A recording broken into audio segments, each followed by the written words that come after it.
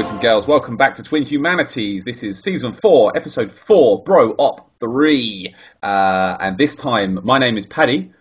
I am Ginger. My friend here is CJ, and he's Brunette. Say hello. Hello, I am Dr. Codeine Swimmer, inventor of granola yoga. A man in a drug-fueled malaise. And this week on Twin Humanities, we are discussing Heides Tower of Flame, or Heides Tower of Flame. How do you say it? I never know how to say it. I always want to say Hades. I think maybe I'm the son of Satan, and it's just my little nudge and a wink to Dad. Hey, Dad. hey, Dad. Yeah, maybe. Hades. That's good. I like it. No, I think it is Heide. I'm sure I remember somebody on Twitter once complaining that it was being mispronounced. I think Heide or Hyde are both acceptable. Mm-hmm. So essentially, I've been letting the side down for all of time. Okay, how about this? It's got to be said Hyde because or Heide, sorry, because if it was said Hyde, it would just be Hide. No, there's an extra E thrown in, isn't it? So spelling doesn't work like that. You fucking chuck R's in everywhere in your bloody accent. Ooh, ah. Yeah, with your because I'm from grass and. All right, with your chucking your random hard days in with your grass. Well, should we stop? This is going to be half an hour. No. This is just the way it's spelled. People need to know that they're as much as we poke fun at other accents from other countries in the show. there is war amongst our own kind. The only reason that we insult other accents in the show is because we need a break from insulting each other. Yeah, and sometimes that's how friendships go.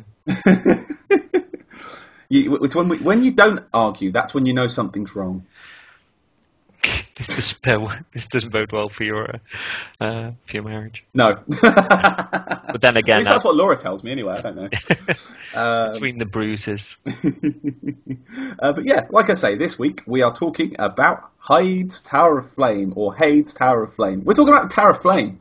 Hades, what did it feel with that sword in your hand? Dun, dun, dun. I don't get that reference. It's Hey Joe by Hendrix. Oh, yeah, that's missed me. But you don't know Hendrix? I don't know that Hendrix. You don't know one of the most famous Jimi Hendrix songs? I don't know. I don't know that one. Wow. I'm not very old. Thanks for joining us on this podcast, the last ever episode. Subtitle: We can't be friends anymore. Yeah. As a line was drawn over who my uncle had a piss next to. Really? My uncle's pissed next to quite a few famous Wait, was this, I need to clarify, was this in bathrooms or just next to them in the street? Because one of those stories is acceptable, one of them isn't. This was at a club in Manchester, I think it was. He said he's taking a leak next to Jimi Hendrix and Roger Daltrey, I think, back in the day as well. At the same time? I don't think it was at the same time. That would have been quite some hobnobbing. There's a Willy joke. Let's move on. So it's like a cool version of talking around the water cooler. Anyway, pronunciations Tower of Flame. We had set a challenge, and that was I don't think it was a difficult challenge particularly. I don't think so. I think it's a very manageable challenge. I think you've just got to have your head on. And that was to go to Dragon Rider, and then to question mark boss. That boss that might be someone. Yeah. Yeah, and to beat both of them with no bonfire in between. No bomf to bomf. Don't bonfire. Do them both in one go. No bomf to bomf. Bomf to bomf. There's a song there, but my head can't reach for the record. Yeah, give us a few weeks. It'll be at the end of an episode at some point. Yeah. You'll see. But yeah, that was our challenge for the area, and we've got a bit of feedback, which we'll get to later once we've gone through our own. I think we'll go through our own feelings on the area first. I think. So how, just as general, how do you rate the Tower of Flame as a place? Like, what was it like the first time you went there? I was surprised that it was as short as it was. I think I looked at this initially and saw Anor Londo. I think we all did. Yeah, and well, there are obvious connections to that, but I just thought that whilst you've got the amazing sort of broken pathways and shattered architecture, that as you look out towards the cathedral bit and the lanes and pathways around, I just kind of thought that there'd be quite a bit further on from that, and I also presumed that I'd be going through some of these buildings. Or going up maybe under the water, possibly. Yeah, and well, that's it. I mean, I think that it's in many ways it's quite hard to judge because it ties quite quickly into another area which is bigger. But having an area where you did go into the buildings, I'd have been interested to see what they put inside the buildings anyway. But I was of the mind that if there were certain parts where you were covered in quite deep water, that'd be not only a sort of Resident Evil kind of moment where you couldn't move as quickly as you want to, but it would have been cool if they'd have put in some sort of waterish creatures there, as to whether it might have been a tip of the hat towards Shrine of Amana, which you'd see later, and maybe see an earlier version of the creatures that were there. Or if they just have some sort of monstrous fishmen, some sort of swimming snake people or something. I just think it would have been really cool, and maybe even if there was a certain portion that you had to go which was completely submerged in water, and your life bar and your stamina were draining at the same time.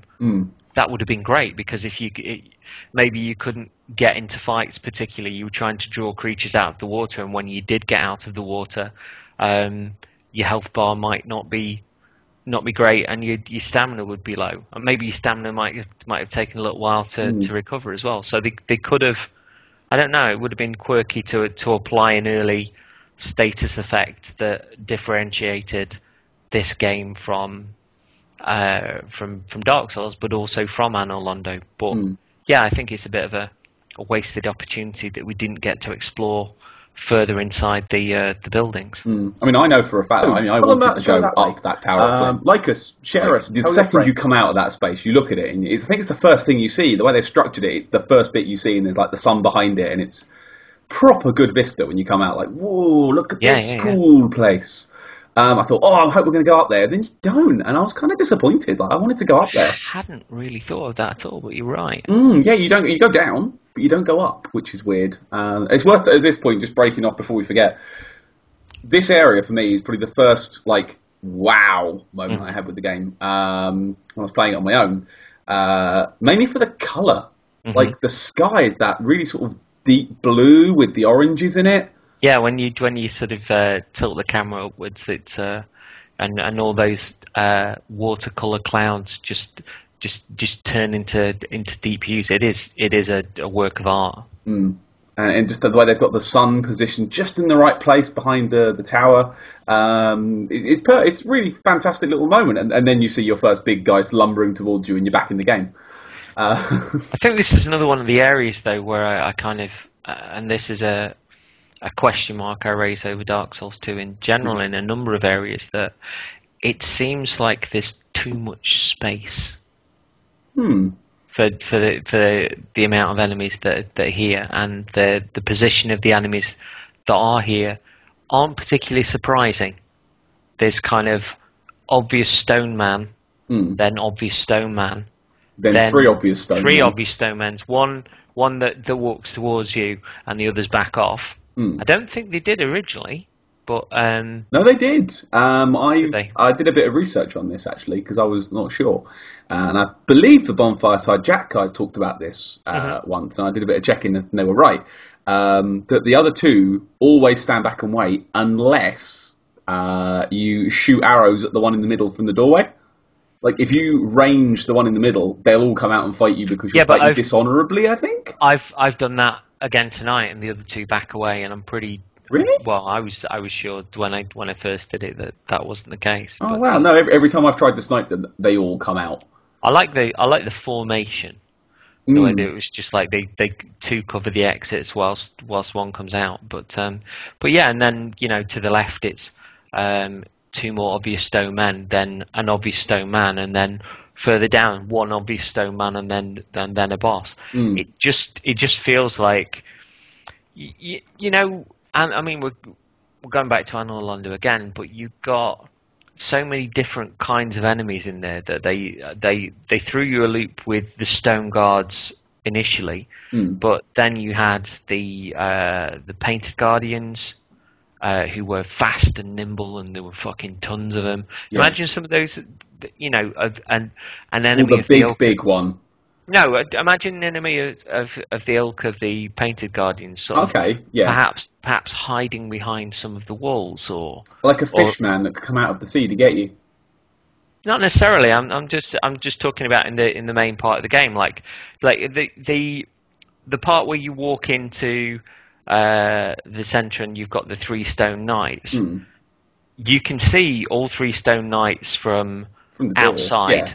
You can see one as you're going in towards the left. If you rotate the camera, you've obviously got the one in the middle, and as you're running down that pathway, you can see the one to the right. But what if there were kind of your sneakier sorts that were hiding just behind the doorway and kind of jumped out and tried to get you, and maybe had the drop down behind you, that sort of thing, ninja flips and stuff? Or I just think that it's a very easy area to read, whereas if they'd have been a little more conniving with it, almost actually, in a similar way to perhaps to Undead's a Lower Undead Burg, those kind of enemies, where they might be hiding behind, sort of secret it away, and then they can pop out every now and again. I just think there could have been more to it. And the shame is that you've got these vistas and you've got this architecture, and they've filled it with so little. Yeah, I think you're right. I don't know. Maybe you wouldn't get the vista that you would have. Maybe it wasn't quite a good vista if the level was bigger.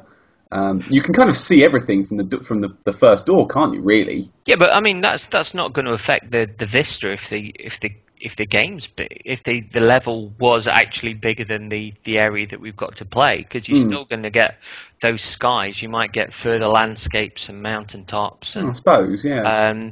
I just think that when you're going through Anor Londo, like I say, you've got the Stone Knights at the start, then you've got the Painted Guardians, then you've got the Black Knights, you've got the Archers with the Black Knights, you've got the demons that are holding the demon spears. You've got there's so much there to keep you on your guard, and even variations like the Stone Knights before you get to Snorlax and Pikachu, which will not only do the status effect to knock you back, but will heal. So there's constant revisions through the level, and I think that's what makes you cautious within the architecture, that these spires and these walls and the doors could be hiding something. Oh fucking hell! You can't forget the Titanite demon that they cram into one of the rooms as well. You open the door and it's just in there, and you think, how did he get in? So whereas with Anor Londo, especially when you are inside, there's this real tentative step-by-step nature, and yet here you can just trot on through it. Everything's easily visible from a distance, and I just think it's a missed opportunity. I think they with a little more finesse and a little more care, they could have turn this area into something a little bit special. Yeah, I think it's the surprise, I guess, isn't it? I mean, which is kind of ironic considering it holds one of the best surprises in the game, which we'll get to later. That the actual level itself doesn't really hold that many, does it? I mean, it's quite simple, cut and dry. I mean, I guess it is an early game area, and they don't want you to get overwhelmed too early. But yeah, I mean, the only variety the level's really got in terms of the enemies is, well, that one's got a shield, this one's got a big club. That's about it, isn't it? I mean, I said in the previous episode, I still get the feeling that Forest of the Fallen Giants has Miyazaki's hand in it.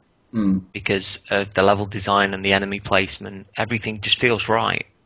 And yet here, it seems like they've designed a level. Perhaps he's moved on to other projects and he's doing other stuff, and it just amazes me as to why they didn't. Maybe they ran out of time. Maybe this was one of the last levels that they'd done, or they positioned those stone knights, and they got fake Ornstein as the surprise, which was a huge surprise for all of us. That was the first kind of Dark Souls 2 moment where we went, oh fuck, it's really a sequel. And yet, well, I think there's a part to play with revisions of worlds and worlds breaking apart and variations of what happened before, those cycles coming around again. But with fake Ornstein, I think that was the point where many of us went, who else is in here? And it's one of those where your stomach just knots and you go, oh my god. And the fact that they didn't take advantage of that at any other point, I think is another hugely missed opportunity, because they laid down a card with that. But I don't know, maybe I don't know. I think on the other side of that one, I think it makes fake Ornstein, or Ornstein anyway, I think it makes him more special that he's the one that's there, that no one else could either survive or was worthy of maintaining their legend for that long. He's the only one you meet, bar maybe a Havel wearer later. Yeah, but he's the only main boss that really makes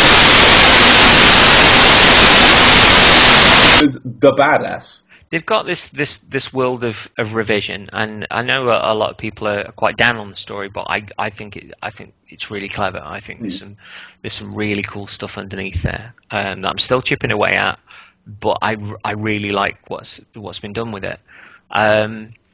But the fact that it is just Ornstein, and that's a card that's played pretty early. One of the criticisms of the game is that one of the most valid criticisms that I've seen is that the bosses are unspectacular, that you don't learn anything from the bosses. And even if there was a certain, because when I first walked into that cathedral, I didn't click that it was him. And there were those few seconds where I was like, right, let's see what you've got then, and just went, no.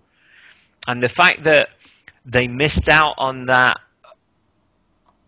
anywhere else in the game, that for the other 19/20ths of the game, they didn't lay that card down, I think is a mistake. That you could have done it at least once, twice more.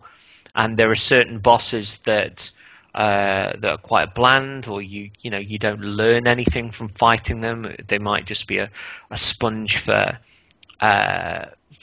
aggression or crap versions of things that have been in previous games. Things that have withered, things that have died. And I just think that they could have done something more to give a nudge towards the original Dark Souls, and just maybe played a card for the fan base and just went, check this out. Why is Ornstein here? Is it Ornstein? What's this? And they've given a nudge to the fact that in New Game Plus that many of the bosses contain the souls of creatures from Dark Souls, but I still think they could have played the same card they did with Ornstein again, and maybe once more. I just think that they could. But this then raises the question, should Dark Souls almost revise itself? Like a Final Fantasy, I guess. That maybe there'll be the odd thing that's carried over, but maybe the world is more or less its own world again. There might be a Cid, and there might be a Highwind, or there might Chocobo. there might be a few things that carry over, but essentially the world is what it is. Or should there be kind of mainstay? I'm not saying like a Persona particularly, but surely dropping a few of the old favourites would have been like, fuck. It's a tricky one. Because people, I've seen a lot of chatter that the people that think, I think Dark Souls 2 is quite derivative of the first one when you compare the two together.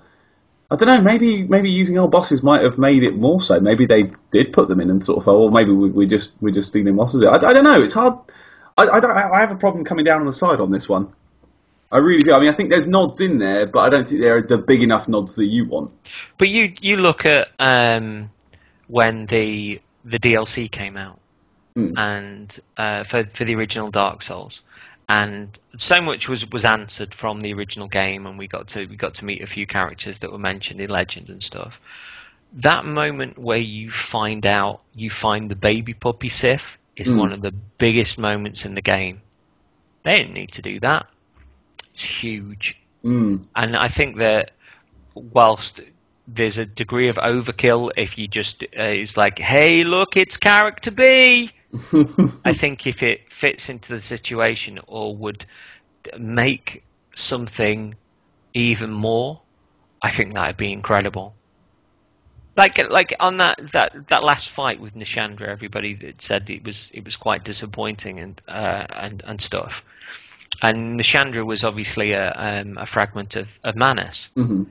Imagine if they'd made that, say they made that boss fight harder, and then she was becoming distracted, and she was maybe trying to block out an area effect on the building, and that was the thing that stole away, the little towers of drain that she creates. And maybe then imagine that she's screaming out, "You are not welcome here," and everything continues, and you're trying to do. She's launching down these drains, but she's having to take away that power to put like a status effect around the arena, and maybe you get her down to. Sorry, I'm choking up at this. You maybe get her down to half health. Remember, she's a fragment of Manus and stuff, and maybe there's a mark that appears in the arena, and you walk over to it and you fucking summon Artorias, a man who has walked through time, a man who was bested and broken by Manus. Imagine if that was the card that was played, and that was the first time you heard Artorias properly speak. It was the first time you saw Artorias use that fucking sword with his good hand, and essentially the rest of that battle was moreover just showing how just being fucking cool. Essentially you've won the battle at that point, but for the rest of that fight they just want you to fight alongside Artorias, getting revenge. One of the points where he's bounced through time, through realities, giving you an insight into maybe there's more places that Artorias visited before he went to Ulyssil, or maybe he separated his mind when they broke him, and he left the beast behind, and some part of him sort of travelled to Lordran for that. But imagine that, seeing sort of Artorias holding that shield, and or maybe he gets the shield off his back, and then he swaps the sword into his other hand. Imagine that, how fucking cool that fight would have been with that revision. Even if that was the only time thereafter they were going to play a Dark Souls card. Imagine that final battle with Nishandra. You bit halfway through the battle, after all these lead-ins and her trying to block something from getting to the arena. The rest of that fight was you fighting alongside Artorias. Fuck my life, that would have been awesome. I don't think they'd even need to name him, to be honest. No, they wouldn't. The old warrior or something they could call him. They wouldn't have to be like blatant with it, but you'd know. Or you could see the mark on the floor, and maybe it'd just say hope or something like that. Or maybe it'd be a different colour. Yeah, it would like just blue. It would just have been really cool, and that if they played it correctly within throwing the player off guard and giving them something to marvel at the same time as they were fighting it, that Nishandra battle was as bland as fuck. But if you were inserting that into it, fucking hell. That would have been amazing. It'd have been baller. It would have been, many people, rather than sort of finishing the game and going, well, New Game Plus then. That first week on the internet would have been a nightmare. Could you imagine at that point where everybody, I'd have sat back shaking. I'd have been crying through the second half of that fight.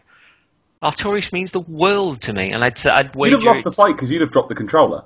No, I wouldn't. I'd just have gone into this sort of super gripping controller, teary. I'd have been crying my eyes out certainly, but it would have just been incredible. But it's another one of those little sort of tweaks and nuances that I'd have loved to see them do. Because I don't think it would have been diminishing the previous game or this one. I think it would have been adding more to it. And especially with Artorias' legacy, you could essentially plug that into his legacy because he's walked the abyss. Yeah. And what is the abyss if not Manus? So Daddy of it. So yeah. Okay. Well, rolling it back a bit to Heide. Okay, rolling it back a little bit. It's a weird, like you say, it's a small area, isn't it? Is it the first area in a Dark Souls game to have two bosses? Well, they've kind of ramped. The Forest had it, didn't it? The level just before. Oh, okay, I'm stupid. I'm dumb. I can't think of another level in Dark Souls 1 in particular that had two bosses so close to each other. But can you? I know officially he is, but Dragon Rider isn't. Really. I don't consider him a proper boss at all.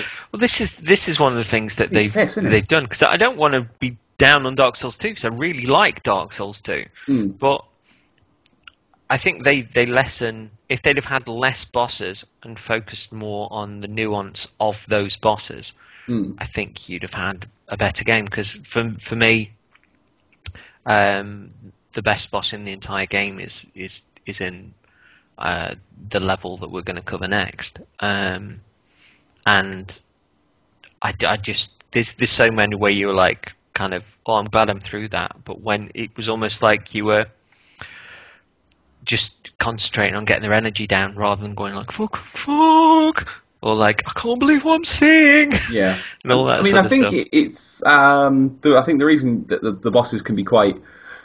Generally, I find the bosses they're fun to fight. They look cool and stuff, but they're quite samey. This was brought up on the Two Best Friends Play Dark Souls videos that I've been watching, and you all should be watching us too because they're very entertaining. The problem is a lot of the impact of a lot of these bosses is taken away because a lot of them are just a guy.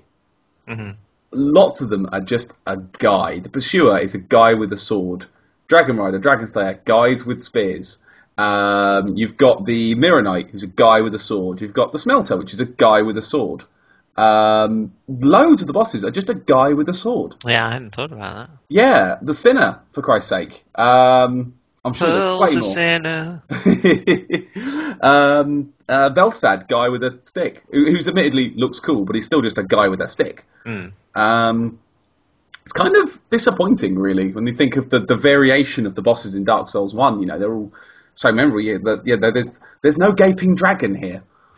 I think that, it's something we'll go into in much more detail on the next level, but I think Flexile, for me, is the best boss in the game, because whilst it technically is two guys back to back, tied together with a bit of rope around the waist, there's a surprise in that battle. It looks fucking cool. The arena's small. There's a status effect on the arena, but also the point where the Flexile first bends forward and then stabs, like the other one sort of chucks his legs up and stabs back, is like, oh my god, I love that, and it's a magnificent design as well. Yeah.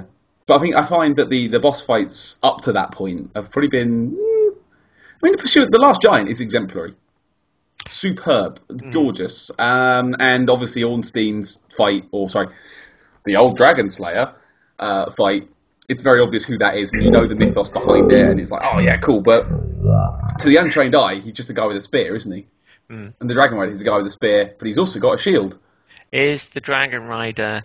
Sorry, is our boy Ornstein or fake Ornstein real, or this version of that character, or Okay, so I'm going to make my Ghost? case for what I think. Okay, I'm going to make my case for what I think. It is my quite firm opinion, quite firm opinion, that the Ornstein that you meet here is probably the real one. And I'll tell you for why. When you go to Anor Londo, okay, so you fight through it, there's lots of knights, and there's dudes, and there's monsters. Like I said, there's a wide variety of enemies in there. And Ornstein and Snow at the end guarding the princess. And you fight them, and they're a tough fight, but you can beat them.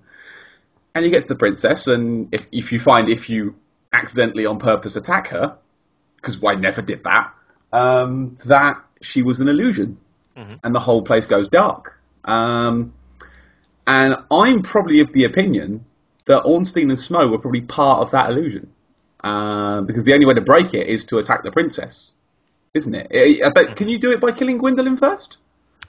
You might be able to. Correct me if I'm wrong, Twitter, but I think if you killed Gwyndolin, I think I've only killed Gwyndolin once. I killed him after I turned it all dark. But yeah, Dark Anor Londo reveals it for what it really is, an empty landscape with a couple of knights running around, but basically nothing there.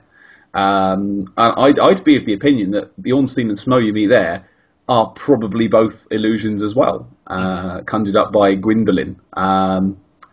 Oh wait, you can't turn it dark before then, could you? Because you'd have to go and you wouldn't be able to beat Ornstein and Smough, would you? Don't know.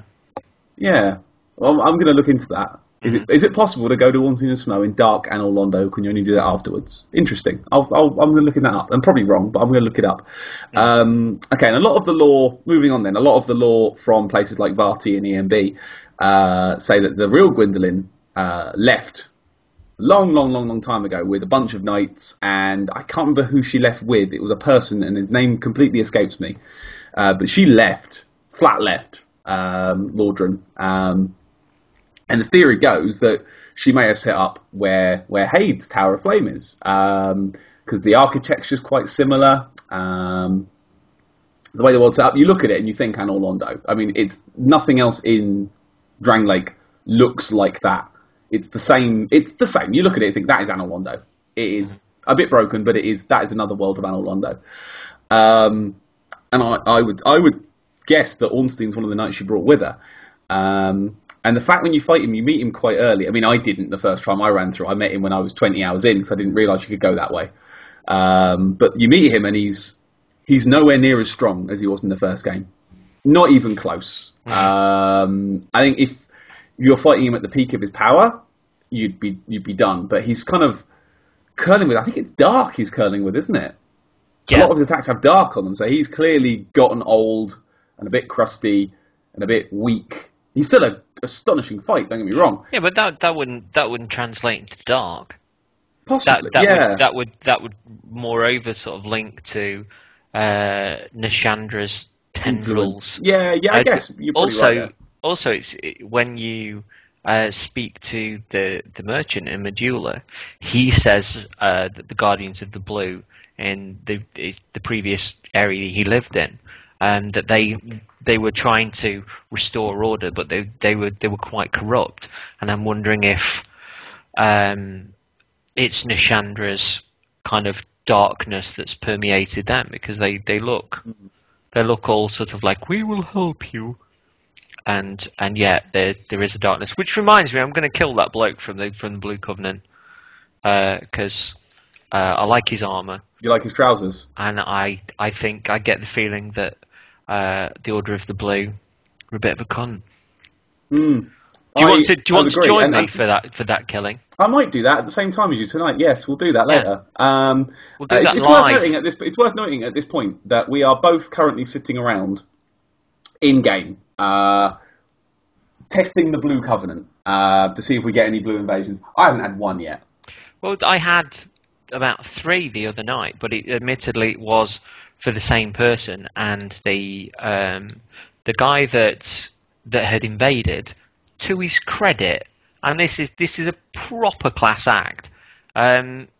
Was obviously sort of fighting this guy, but when he got him down to low health, he was just backing away, like quite massively backing away, and then dropping some gear that this player wouldn't have had, and then waiting for another Guardian of the Blue to come in, battling the Guardian of the Blue with the player, and then he was a good fighter. There were no sneaky tricks or anything like that. He beat me fair and square. But the fact that he was kind of being that cool and not almost educating the player as well, and dropping them gear, like cool gear, that's double classy. Yeah, it's nice when invaders do that properly. They it's honour. Like I say, it might have been from a Red Sign invasion, because those guys tend to be a little bit cooler about fighting. Yeah, but you can't really say you can't really put marks on honour after our battles in. It's pretty fair, yeah. And essentially, when you are doing that, as much as we can say, "Oh my God, why have you done that? Why have you hit me and not bowed?" Essentially, it is fun playing the bad guy. Oh God, yeah. In this regard, so yeah. So yeah, I found obviously once you beat Orns, pump through, you go meet Targray, who, like you say, I think is a bit shifty. He's too good. I think shifty. He's too kind of, oh yes, we are the defenders of the realm and this thing. From what the merchant Mofflin, the armourer, tells you, that they muscled into his place, Volgan, and muscled a lot of people out with their less than honourable means. And he says, I know what they really are. They're not really the paragons they claim to be. But it's essentially when you meet him as well, if you're not human, he's like, you undead cunt. You don't have enough skin to talk to me. So do you fancy fighting him? Should we both kill him live on the show? Yeah, right. Well, I'm next to him right now. Are you? Well, I presume we'll have to summon outside. I don't think we can summon once we've killed the bosses, can we? We may have sharted that up slightly. Yeah, that might be affecting. We'll kill them solo each. Mind you, I've had summons tonight. I've been summoned as a shade.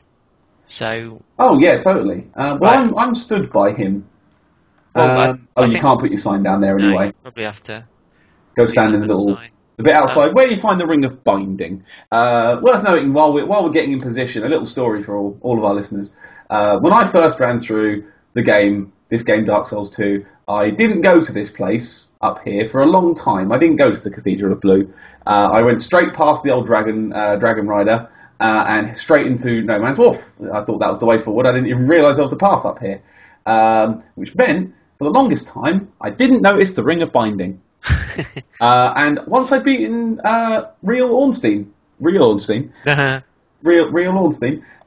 beaten Ornstien, I still didn't realise there was the chest there, and it took me another 10 hours before I found it, and felt like a fucking plank, because I was playing offline on my own before the launch. Only way of regenerating my humanity back was by popping humans, popping effigies. There was no co-op play. I couldn't get my humanity back any other way at this point. And I was getting through them because I was dying a lot. I was dying a hell of a lot. And if I'd have known this goddamn ring was there, it wouldn't have been half as bad. So I felt incredibly stupid. I have the Ring of Coffee on. I also have the Ring of Coffee on. I'm going to place... worth noting, when we say the Ring of Coffee, I will place my sign down outside. When we say the Ring of Coffee, we have put on the name-engraved ring, which is what we've been using for meeting up with each other. And we choose the god Caffrey. No, say it properly. Caffrey. There we go. No, because you make it sound like Sean McElroy's saying it. Caffrey. Yeah, that's probably the most accurate accent I've ever heard you do. I know, and you'll never get it again. Everybody gets one. Okay, I've now placed my sign down at the top of that slope. Can you see it at all? At the top of the slope? Yeah, just at the very top of the slope, just past it. Right, I'd gone down that bit. Yeah. Oh, and what we're also getting here, Twin Humanities listeners, is the sort of conversation we do whenever we try and meet up. So where Get have you in, put it? you dirty ginge. Can you see me? Yeah. Get in. Bring me in. Let's go smack a bitch. Don't say it like that. Right. So we're gonna go. We're gonna go break a Targray live on air. I just. Oh no! What's happened? It puts up the fog gate. Oh, we'll have to do it ourselves. Ah, well. We tried. Although, interestingly, why would it let you summon when there's no boss to kill? That's weird, isn't it? Don't know. Very weird. I've just applied Magic Wank to my sword as well, so I'm hoping that doesn't run out, because I might need that to twat Laughing Boy. What a waste of Magic Wank. There's a grey door in front of me. We can't go do this co-op. We've goofed. Bye then. Well, can we go through? Let's find out. I'm going to run to the door. No, it's not letting us through. All right, I'll see you later. It would push through, wouldn't it? See ya. Oh, it let me through? Oh, I just jumped into the sea. Oh, you twat! Because if it let me through, it'll let you through, you Burke. Oh, I jumped into the sea. Oh, this might be a mistake, because there's no... there was fog on the other end of it, but... Shall I summon you again, then? Let's try that again. This is great listening for all science. What you're hearing at the moment. This is live science. Come on, put it down, quick. I'm still loading. I was dead. I jumped into the sea. Patrick. Well, why? Any other? Waited it out. Okay, I'm back. Yeah, the come sign's in the same exact place. Let's try that again, but with less dumb. I've run out of Magic Wank. Oh, it's okay. I've got maces now. I'm good. I've got dual maces. Have you got any Magic Wank? I don't have any Magic Wank. Sorry. Oh, I've got. I can apply lightning to it. That'll be all right. Off the Magic Wankin. Cool. Can you see my sign? I got you. Gotcha. So while we're loading in, people, what sort of setup are you rocking these days? Because my setup has altered slightly from the last game.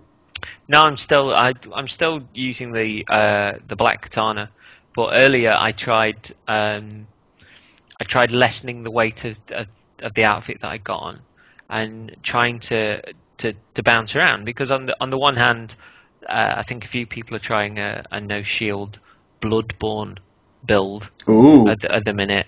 Plus, that's the sort of thing that Dave Klein uses. Yeah, a ninja build. Okay, so I've been summoned back into your world. So the setup I'm rocking now. Come on. I have two maces. I have two maces now, and I am wielding both of them.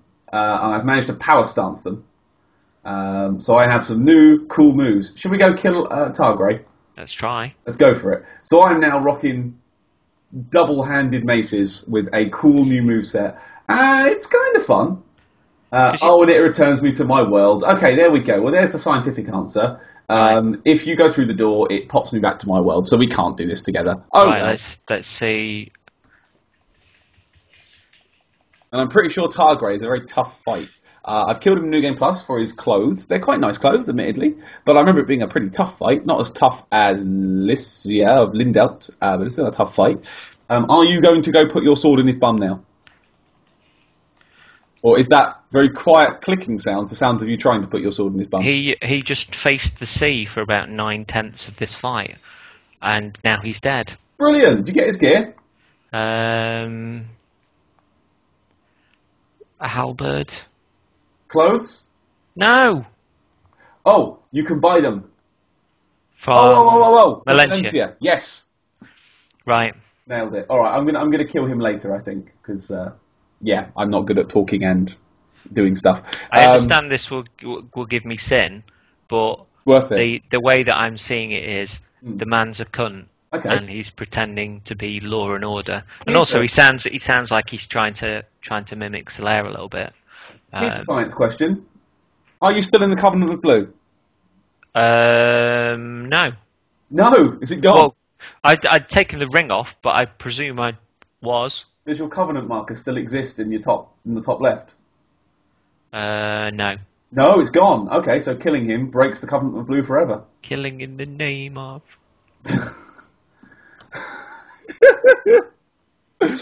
I won't blue what you tell me. We've blown a potential song there.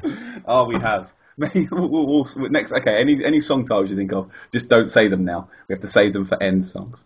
Okay, so we should really talk about the actual challenge, shouldn't we? Because we've been talking about Heide, and we've kind of not really talked about the challenge. So we did My World first, didn't we?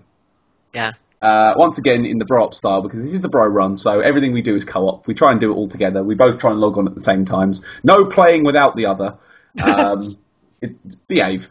And we decided to try it in My World first. And we nearly had an argument about which boss to do first, didn't we? Mm-hmm. Because you were of the very silly opinion that you go fight the Dragon Rider first. And I poo-pooed this because I'm clever. And I'll tell you why I'm clever. I think for this challenge, to beat both bosses in one run, I think you do the hard boss first. Because if you fuck up the hard boss, you can just keep trying until you do it.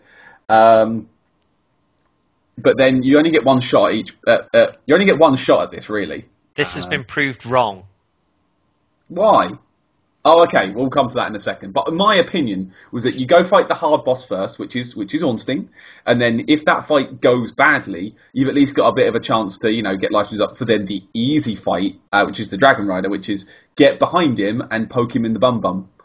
Because the Dragon Rider is not a hard fight, and that is the one there is more chance of you winning that than there is of winning the Ornstien fight, because Ornstien can be kind of unpredictable sometimes. He can catch you with a spear and one-shot you, and I think it went rather well. My mace was doing incredible damage against those stone guys, although maybe that's why there's lots of stone guys here, to teach you that if you are a magic user or a dagger user, you're wrong. Because I brought my sorcery guy here when we were doing our initial sort of bro-up attempt when I was my sorcery guy, and let me tell you, it was a lot harder, because your spells and the dagger you have as a sorcerer don't do shit against those stone knights. Doesn't do shit. As a minor interruption, Targrays' top half is rubbish, whereas the bottom half is the best trousers in the game. The skirt? No. He's got some proper trews on underneath there, and they are lovely. Ooh! Beautiful. They look like actual trousers. Oh, nice. They're great. Proper trews. I'm going to go back to Heides Tower or Heides Heides Tower of Flame, and see if I can get someone to afford all of it. But nice. But yeah, so I think for me, I actually found this challenge quite manageable. I didn't use a single Estus. I popped a life gem here or there, but I didn't use a single Estus for the whole thing. But there's always the danger when we're doing a challenge that goes from my world to your world, in the fact that you usually fight quite sensibly when I'm summoned into your world, yes, and then act like Dio the twat when you're brought into my world. Because when I'm in my world and I've summoned you in, that's my humanity at risk, and if I die, I'm going to have to either do something like go summon somewhere or pop a humanity to get back to a state where I can do that again. Whereas when I'm just summoned in, I can die, ain't no thing. I'm just going to give fucking balls out and go for it. But that's where some of my funniest victories have happened, just by saying, "Oh, bollocks to it," and running at them. I think this particular effect was probably most keenly felt in our one bro run in Anor Londo, where we cleared it in my game in one go, and I think we never beat it in yours, did we? No, because somebody kept dying, didn't they? It's a hard fight. Well, and we got lucky. And there were one broing, which is kind of, it's hard mode already, if the game wasn't hard mode itself enough. But did it fight like that in your game?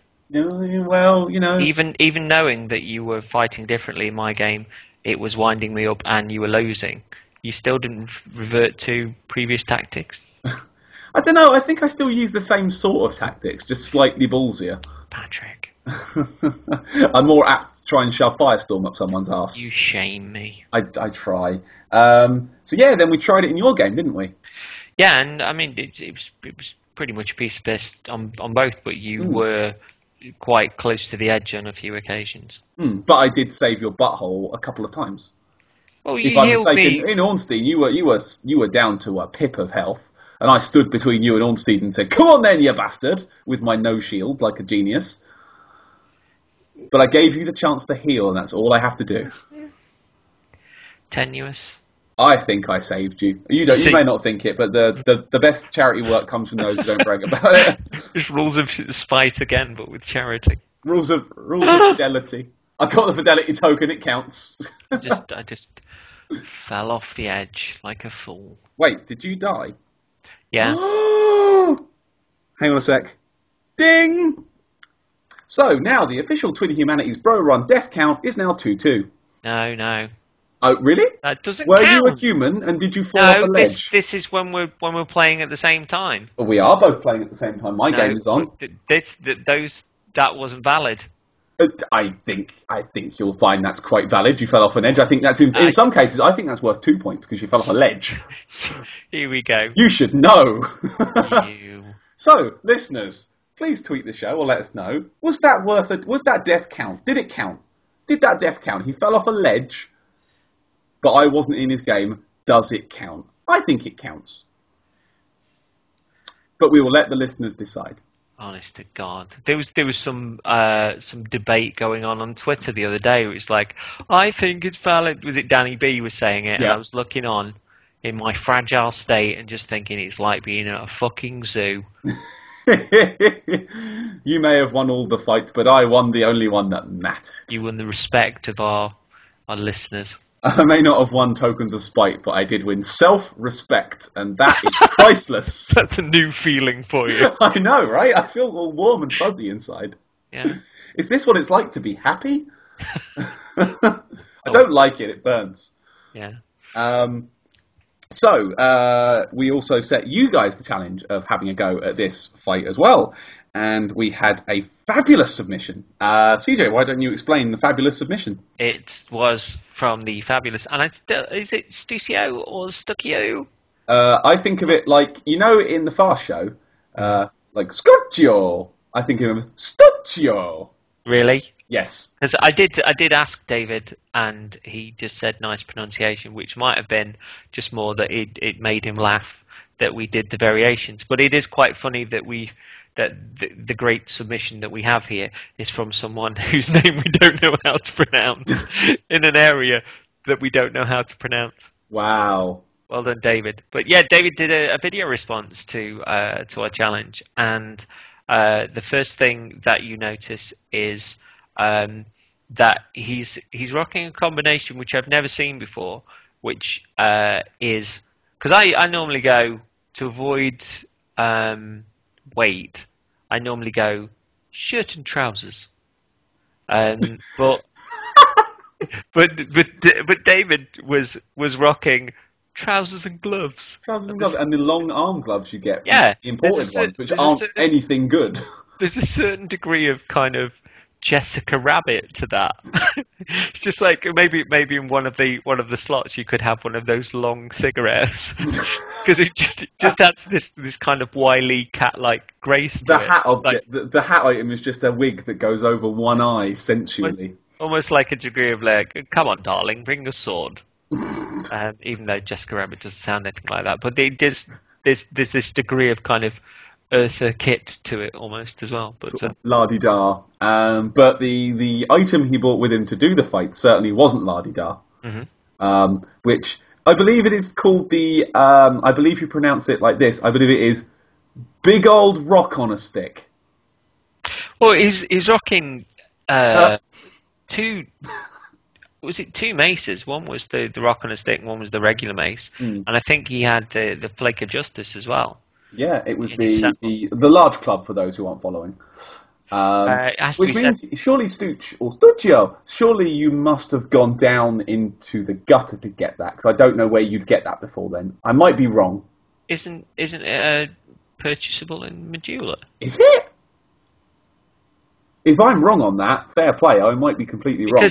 I'm sure you don't get that until later. Because otherwise it would have meant him not doing Ornstien or Dragon Rider. No, you can go down the hole from the off. Yeah, we need further details, but the gent certainly has skills with Dragon Rider. I was very impressed, and as I was watching, and then gets clobbered by a massive sort of stabbing manoeuvre from distance, but it was still looking graceful as funk. Yeah, it was basically a tree, isn't it? Yeah, you're hitting them with a tree. Well, the last one was it the Grape Club? What? The item. He got the mace, the spiky club thing, and then he got the flake of justice. Yeah, I'm sure you don't get that till later. But tell us how we're wrong, Stooch. Tell us how we're wrong. I'm sure we're wrong. Or was it? You don't know I anything. think it might have been the baseball bat of justice. I don't know. It know. looks a bit like a tree. So anyway, it the was thing that exemplary, I thought. you brought to the fore, which proved you wrong on one of your arguments this evening, which is something that I've never seen before, was that he did Dragon Rider, but saved the NPC summon for Ornstien. And I've never done that before, and he'd said that it was going to be used as distraction, and Ornstien was suitably distracted. But I'd never thought of doing that before, so... I'd never considered it, because obviously they set that there as the, hey, use the summon for this fight, and you don't need it, do you? You flat don't need it. Whereas I thought you're bringing Masterless Glencore? That's the one, isn't it? Masterless Glencore, that's his name. Dragging him all the way up the stairs to Ornstien fight. That's brilliant. I'd never even thought about that. It's genius. Yeah. Especially playing solo as well, because obviously we had a bit of a help because we were tag teaming ourselves, so naturally the fights are a tad easier, I find, with the pair. But yeah, doing Ornstien with Glencore is great because he's got a lot of health as well, which is good. So you have to say, when you do give us feedback on email, on Twitter, and especially things like this, it's always double appreciated because. And we do appreciate the effort you guys have put in. Yeah, a video. I mean, Christ, that's amazing. But it's the stories, isn't it? It's the hearing of the stories and the tales, and everyone experiences the game differently. And it's really nice to see the different ways that you tackle a problem that might be outside of your comfort zone. So initially when I proposed this challenge, you were very no. I think you node. In fact, I may be wrong. But I think we've proven it's quite manageable with the right brain on your shoulders. I don't think this one was insurmountable. No, I don't think so. But maybe the next one, however, might be. So it's going to be No Man's Wharf after this, and we have 3 stages of Twin Humanities Awards, which will be awarded to you on Twitter if this has happened. So what gets the Kudos Award, Patrick? The Kudos Award. Okay, the Kudos Award for No Man's Wharf. Now, paying attention. To get through the game in No Man's Wharf, halfway through, you meet Gavlan, Gavlan Wheel, and Gavlan Deal. What we want you to do is get all the way to Gavlan, Gavlan Wheel, Gavlan Deal, without killing any of the Droopy Dong Hat Men. You may know them as the Skyrim people, or the Vangarian guards. We like to call them the Droopy Dong Hat Men. Can you get all the way? Everything else. Yep. But you can't kill them. Don't kill a single Droopy Dong Hat Man. If you can get to Gavlan's room, you have won a point. But as you go past them, you can wound them mortally by going, Skyrim's shit! Foos Road douche, and run off. Yeah, that's a good one. Thanks. If you can get to Gavlan, Gavlan Wheel, Gavlan Deal, without killing a single Droopy Dong Hat Man, you win Kudos from the Twin Humanities. What's the next stage called, CJ? The next stage is the Uber Kudos. Uber Kudos. What do they have to do for that? The Uber Kudos is a proper challenge. Once more, we are asking you to reach Gavlan, Gavlan Wheel, Gavlan Seal. I don't know where that came from. We're asking you to reach that man, whose name I won't say because I can't think of a rhyme. But this time, you're not going to kill any Droopy Dong Hats, any Skyrim men, but you are also not allowed to kill a single one of the long arm. I call them spinnackers. You can call them long arm bastards. Is there an official name for those men? I don't know. They look a bit like the thing from How to Train Your Dragon. Or Cloverfield things. I don't know. The big arms. The big long-armed dark buggers who get you in the dark. Your challenge is to get to Gavlan's room. You haven't necessarily got to talk to him if you don't want to, but just get to Gavlan's room and stand next to him without killing a single Droopy Dong Man or Big Arm Bastard. Now, this is going to be tricky because the house with Gavlan in has a lot of them in. So, I don't know, see how you get on. Is that even possible? Is it even possible? Let's find out. But if it is possible, you will earn Uber Kudos. Uber Kudos. But there's a tier above that, Patrick. Is there a tier above that? There certainly is the Twin Humanities Kudo Cake. Kudo Cake. Ruined it. You better just give them the information now. Yeah, Kudo Cake. I don't know. Okay, Kudo Cake. The Twin Humanities Kudo Cake, which is the maximum level of kudos you can receive from us for this challenge. For the Kudo Cake, you must get all the way to the Flexile Sentry without killing a single Droopy Dong Hat or a single Spinny Long Arms. And I think you have to go past Gavlan as well. Do you think so? But you can kill the ones that aren't related to Skyrim. That's fine. Yeah, the regular undead, you can kill them. And the dogs. Fine.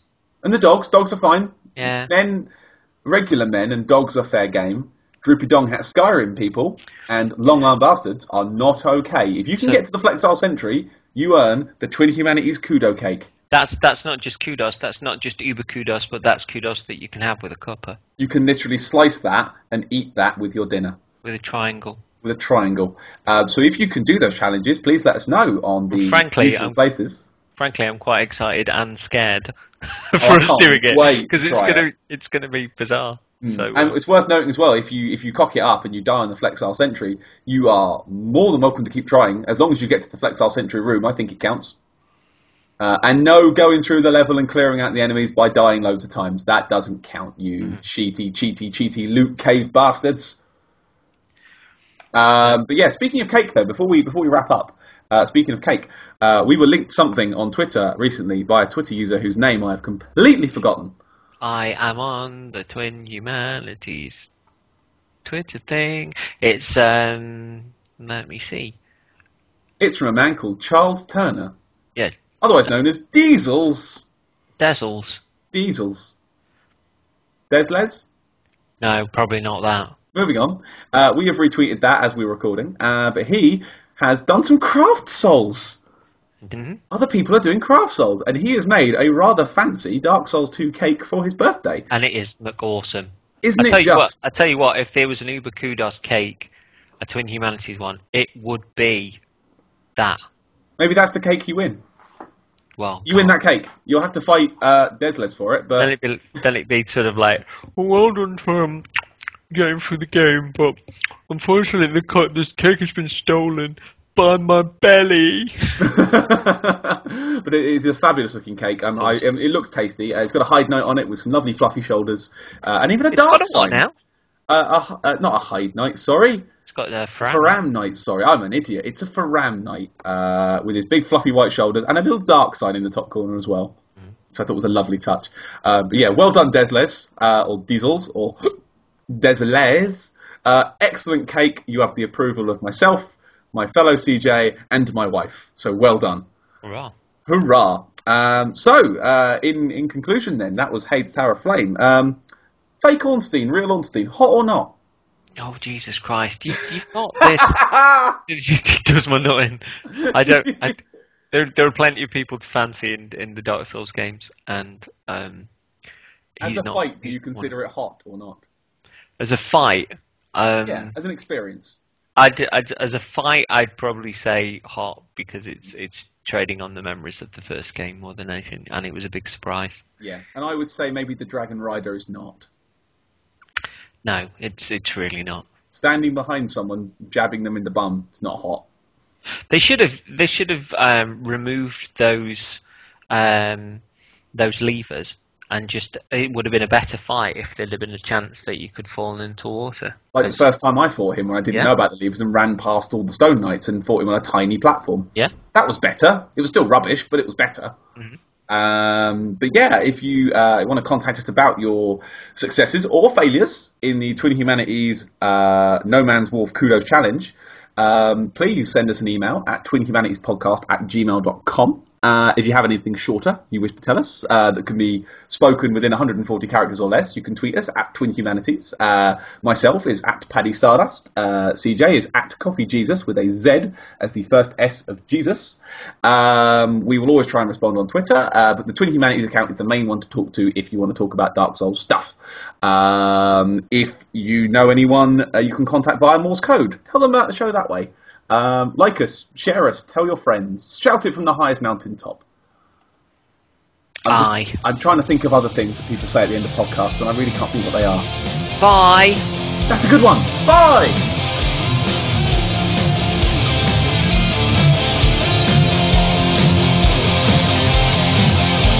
As I was going over the bridge to Blue Cathedral, I saw old Knight Ornstien, and he looked just as lethal. I first produced my crossbow, then produced my great sword. I said, stand and deliver, or the curse it may take ya.